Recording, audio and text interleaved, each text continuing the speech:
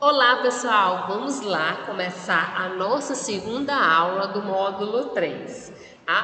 Falta somente essa aula sobre argumentação e falta a aula sobre intervenção e o nosso curso está totalmente fechado com conteúdos completos para que vocês possam estudar para a escrita de vocês e possamos caminhar rumo ao mil, tá bom? Então vamos lá, né? Trabalhar. Deixa eu só verificar a coisinha aqui.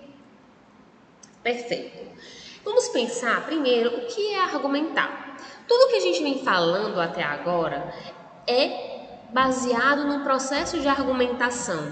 Quando você cria uma introdução, quando você trabalha com as ideias de intervenção, quando você pensa em informações para trazer para o seu texto, tudo isso está construindo um processo argumentativo. Primeira coisa que a gente tem que desmistificar é que, infelizmente, as pessoas entendem que quando nós temos uma estrutura de introdução, desenvolvimento e intervenção, tem o falso pensamento de achar que a argumentação aparece somente no parágrafo de desenvolvimento 2 e 3. Mas não é isso. Argumentar, ela começa logo na primeira linha. Então, o que significa argumentar? Argumentar é eu trazer o meu posicionamento, o que eu penso e expor ele. Mas de que forma? Com que objetivo? Eu tenho o objetivo de convencer alguém, de provar que aquilo que eu estou falando é verdade. Quando eu faço isso, eu estou trabalhando um processo argumentativo. Então pensa só, quando você deu um deslize ali com seu namorado ou com a sua namorada. Você precisa convencer a pessoa que você namora de que aquilo que aconteceu não está errado. Ou você precisa mostrar o seu ponto de vista sobre algo que você quer. Então, quando você começa a falar, você começa a trazer exemplos, você começa a trazer informações que provem que aquilo que você está falando é verdade. E a sua argumentação ela vai ser boa quando você convence o seu parceiro ou parceira daquilo que você está falando. Quando você não consegue convencer, a sua argumentação não foi boa. É isso que nós fazemos na redação do Enem. Nós partimos da proposta, que a proposta é o que o Enem traz para a gente, criamos dentro dessa proposta a nossa hipótese, que é a tese, que é aquilo que eu vou defender, e baseado nessa hipótese, eu vou defender ao longo dos próximos parágrafos. E agora, nesta aula, o que você vai aprender? Você vai aprender 3 técnicas argumentativas. Vou falar de 3 técnicas clássicas de argumentação para você utilizar em seu modelo. Então, vamos lá. Entendemos o que é argumentar? Então, simplificando, argumentar é você provar que aquilo que você está falando, sua hipótese, ela é verdadeira. Primeiro, eu quero trabalhar com vocês a questão de um esqueleto. Então, lembrem em aulas passadas que eu falei para vocês que quando a gente vai trabalhar no dia da sua prova, você vai fazer anotações para lembrar, fazer referência daquilo que você precisa colocar no seu texto. Outra técnica é você criar o esqueleto do seu texto. Isso você vai treinar ao longo da sua escrita até o dia do Enem, porque no dia do Enem você tem que ter isso esquematizado. Quando se trabalha em um esqueleto de texto a partir das ideias centrais, tópico frasal, lembra que tópico frasal é a ideia central de cada parágrafo.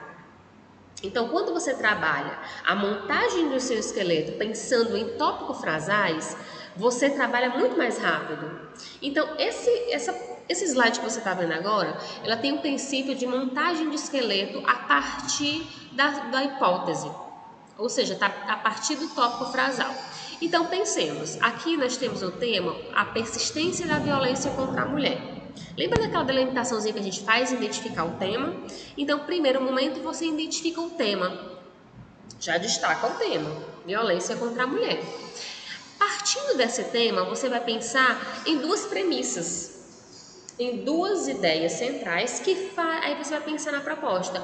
O que faz com que a mulher, hoje, no século XXI, com tanta informação, com tanta evolução, né, com tanta ascensão da mulher na sociedade, ainda persiste essa violência?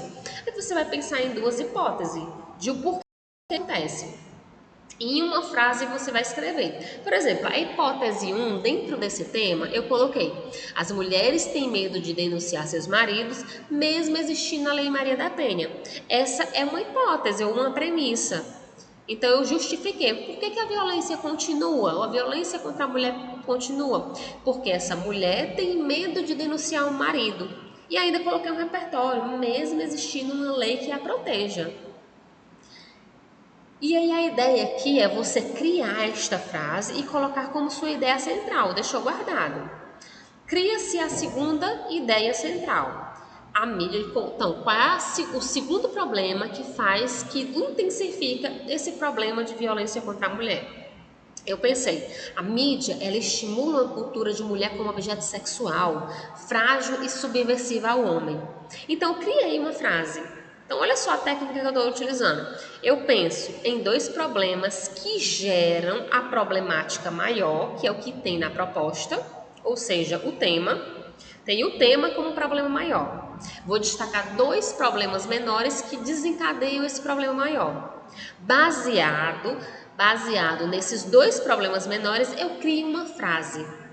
Que foi o que eu fiz aqui. Na premissa 1, eu criei uma frase.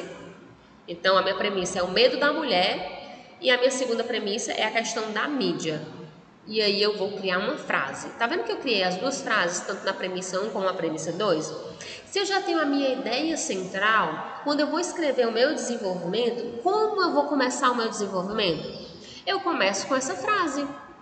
Lembra que para começar eu tenho a minha tese. Dentro da minha tese eu coloco problema 1 e problema 2, que vai ser as tuas duas premissas. Deixa eu te dar um exemplo. Qual seria a tese desse esqueleto aqui?